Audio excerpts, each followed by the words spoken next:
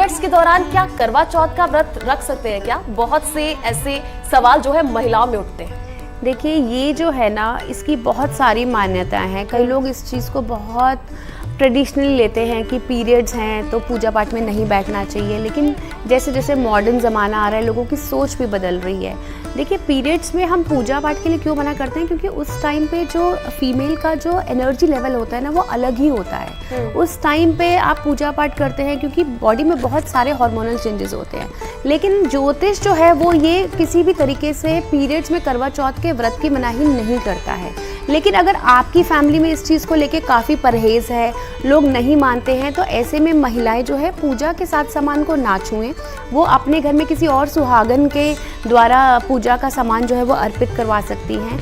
अगर कोई सुहागन नहीं तो पति के द्वारा करवा सकती हैं। हालांकि मैं पर्सनली इस चीज़ को नहीं मानती हूँ, क्योंकि पीरियड्स देखिए एक नेचुरल प्रोसेस है, हर फीमेल के साथ होता ही होता है महीने में, और साल में एक बार करवा चौथ होता है, तो ऐसे में लोग पूजा नहीं मिस करना चाहते हैं। तो मेरे हिसाब से पूजा में कोई मनाही नहीं होनी चाहिए। आप व्रत की थाली भी कर सकते हैं, आप पूजा पाठ भी कर सकते हैं। इसमें कोई भी आप नेगेटिव चीज़ मत लाइए। आप अपने हस्बैंड की लंबी उम्र के लिए एक मनोकामना कर रहे हैं, और ये जो त्योहार है साल में एक ही बार आना है, ठीक है? तो किसी भी तरह का वहम मन में मत डालिए। आप पूजा कीजिए, आप अपना प्रॉपर व्रत रखिए, और किसी भी तरह की नेगेटिव सोच मत रखिए। बस अपने हस्बैंड की लंबी उम्र की मनोकामना करते रहिए, सब शुभ रहेगा।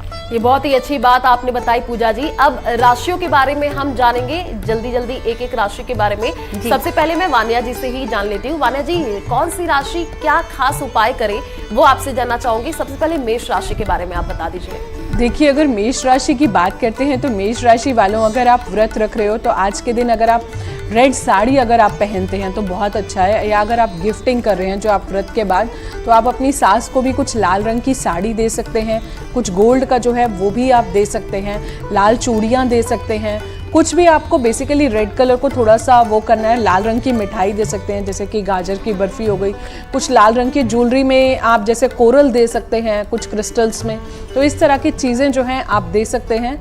आपका व्रत जो है काफ़ी शुभ जाएगा, और इस दिन हनुमान जी की आराधना करना भी ना भूलें।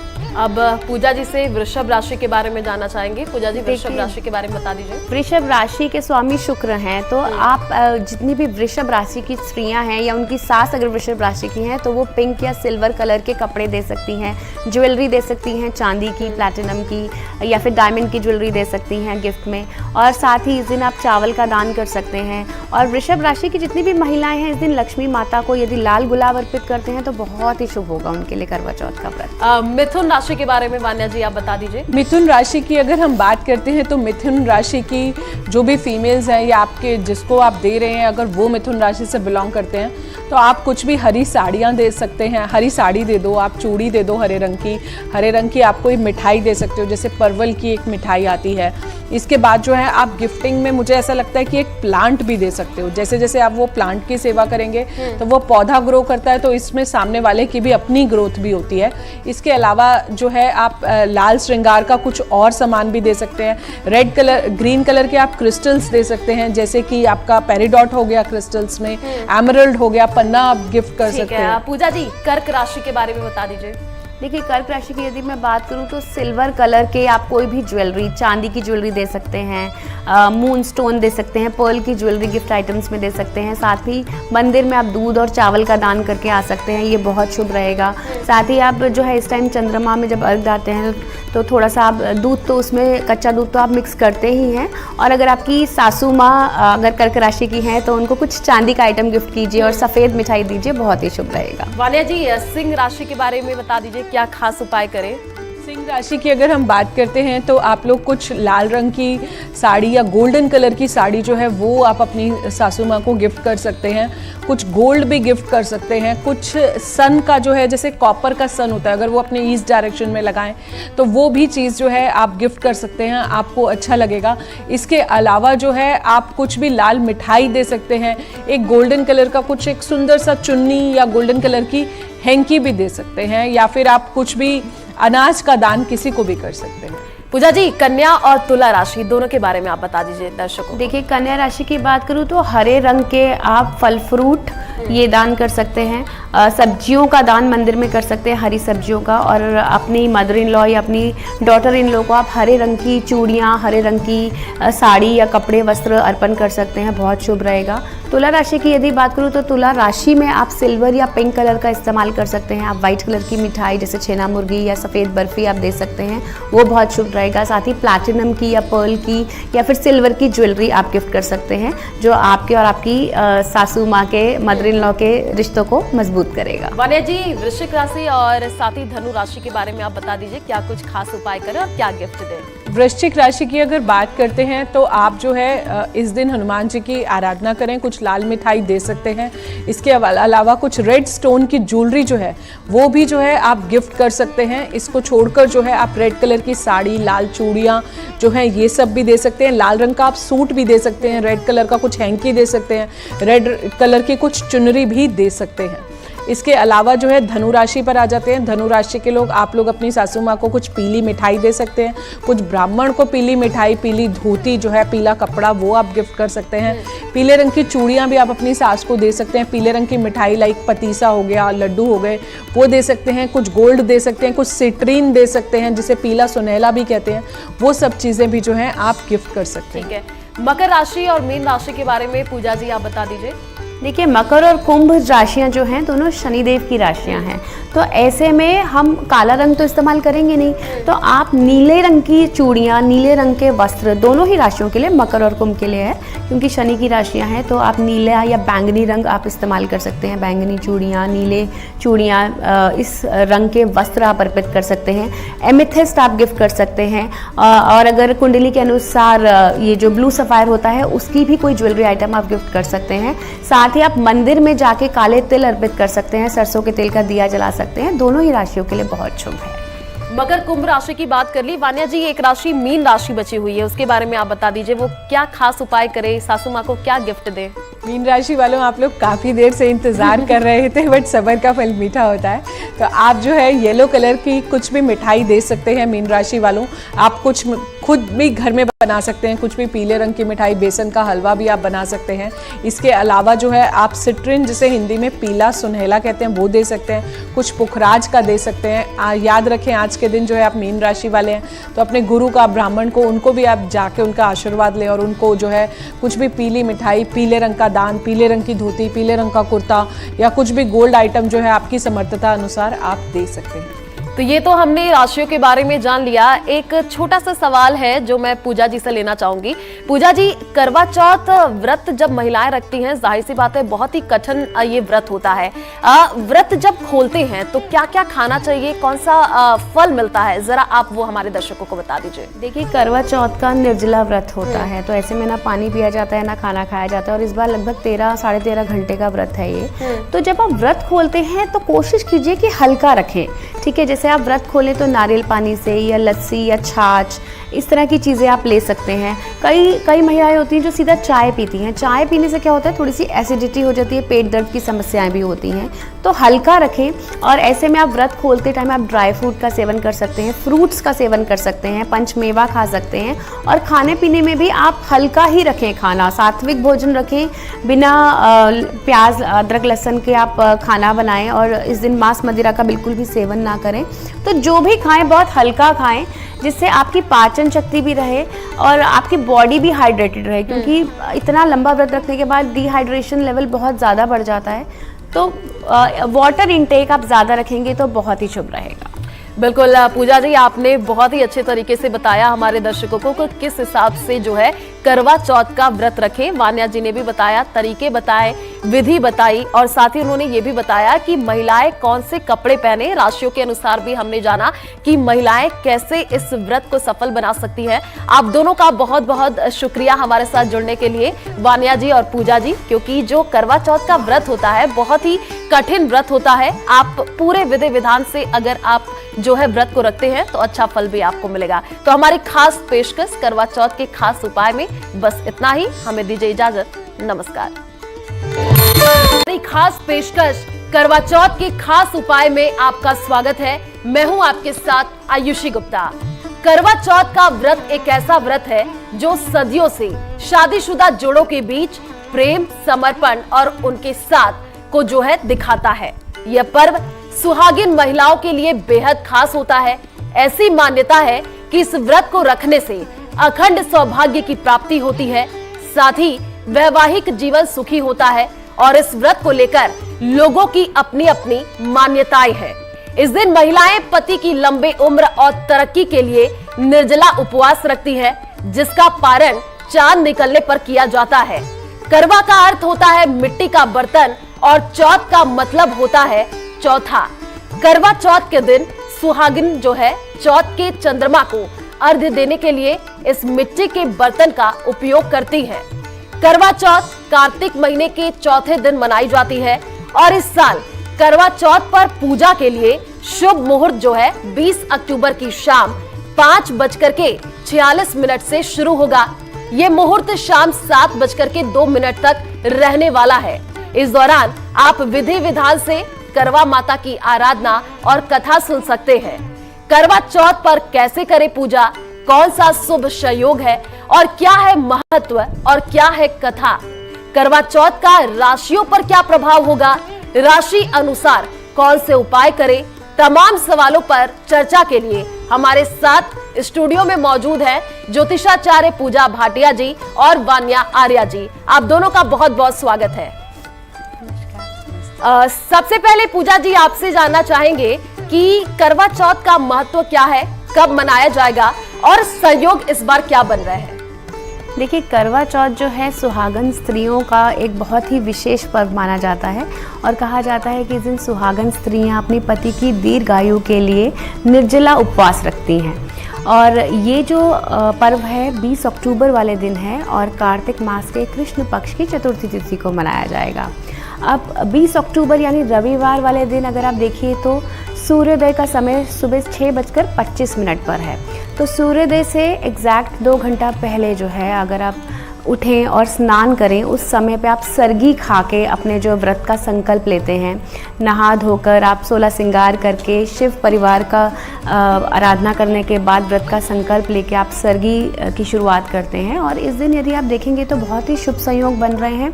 शुभ संयोग में आपका गज केसरी योग बन रहा है, इस दिन कृतिका नक्षत्र भी है और साथ ही इस दिन बहुत सारे जैसे कि शशि योग भी है, गज केसरी योग है, हमसा योग है और इसके अलावा अगर मैं बात करूं तो बहुत ही शुभ संयोग बन रहे हैं हमारे। और इस दिन अगर हम विधि विधान की यदि हम बात करते हैं तो विधि विधान के हिसाब से हमारा जो चतुर्थी तिथि है वो सुबह 6:25 के बाद से शुरू है, लेकिन यहाँ पे 6:25 से लेकर 6:46 21 का जो है भद्रा का साया रहेगा। उस 21 मिनट के मुहूर्त में हम कहते हैं कि कोई भी शुभ कार्य नहीं करते हैं। तो जो भी सुहागन महिलाएं हैं वो 6:46 के बाद भद्रा निकल जाए उसके बाद ही ये कार्य शुरू करें अपने करवा चौथ का। और सारी महिलाएं इस दिन बहुत सुंदर कपड़े पहनकर बहुत सज समझकर 16 श्रृंगार करके निर्जला उपवास रखती हैं। तो बहुत ही शुभ संयोग है इस दिन 20 अक्टूबर वाले दिन और सभी के लिए शुभ रहे ये दिन, यही कामना है मेरी। और अब सवाल वान्या जी से लेना चाहूंगी। वान्या जी, आपसे जानना चाहेंगे कि पूजा की विधि क्या होती है, वो आप हमारे दर्शकों को बताएं। बहुत सुंदर प्रश्न आपने पूछा है कि पूजा की विधि क्या होती है। करवा चौथ के दिन जो है बहुत ही शुभ दिन होता है, बहुत ही ऑस्पिशियस होता है। खास तौर पे आपके हस्बैंड के लिए ये दिन बहुत इंपॉर्टेंट है, आपके लिए ये दिन उतना ही इम्पॉर्टेंट है क्योंकि आप पति की लंबी आयु की आज के दिन जो है कामना करते हैं। व्रत रखिए, पूरे सच्चे मन से रखिए, श्रद्धा से रखिए, इमोशन से रखिए। कोई भी चीज़ है वो हमें फॉर्मेलिटी नहीं करनी है। और मैं ये मानती हूँ कि ये जो रिस्पेक्ट है ना, ये आपको हर दिन करनी चाहिए। जो आप एक दिन करते हैं, आई थिंक अगर आप इसे हर दिन करेंगे ना तो किसी भी रिलेशनशिप में लाइफ में प्रॉब्लम आएगी ही नहीं। तो इस चीज़ का आप ध्यान रखें। सुबह उठ के पूजा की अपनी थाली सजाएं, जो भी सरगी की है। सरगी की जो थाली होती है वो आपको किसी बड़े को देनी होती है जब आपका व्रत पूरा हो जाता है। और सुबह उठ के जो है आपको सरगी खानी होती है। तो आप जल्दी उठें और आपको सनराइज से पहले उठना है, यानी कि सूर्य उदय से पहले जब आप उठते हैं तो आप वो सरगी खाएंगे। उस सरगी में आप फेनी खा सकते हैं, आप उसमें कुछ फ्रूट्स खा सकते हैं, आप उस सरगी में जो है कुछ ड्राई फ्रूट्स खा सकते हैं, आप उसमें कुछ नारियल पानी, जूस जूस, जो भी आपका मन कर रहा है, जो भी आपके परिवार के रिचुअल्स हैं, क्योंकि हर घर का कल्चर जो होता है वो एक अलग होता है। हम लोग शायद अपने कल्चर से बनाते होंगे, आप लोग अपने कल्चर से। तो जो आपके बड़े बुजुर्ग आपके घर में कहते हैं, जो आपकी मदर इन लॉ, जो आपकी सास आपको जो आपके सरगी के नियम है आप वो कीजिए।